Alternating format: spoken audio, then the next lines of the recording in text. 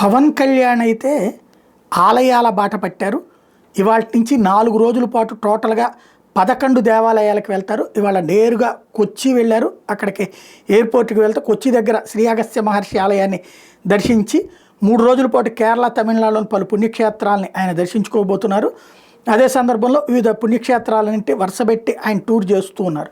యాక్చువల్గా గత కొన్ని రోజుల నుండి రాజకీయ కార్యకలాపాలకు దూరంగా ఉన్నారు.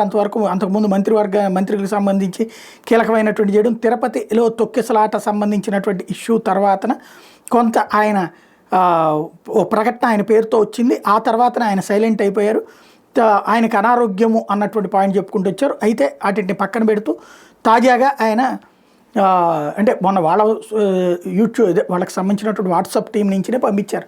ఇట్లాగ ఆయనకు అనారోగ్యం కారణంగా మొన్న క్యాబినెట్కి అందుబాటులో ఉండరు అన్నటువంటి. నిన్న కార్యదర్శుల మీటింగ్కి అందుబాటులో ఉండాలి, అక్కడ లేదు. ఆయన తాజాగా అటు పుణ్యక్షేత్రాలకు వెళ్ళడం అన్నటువంటిది కీ పాయింట్.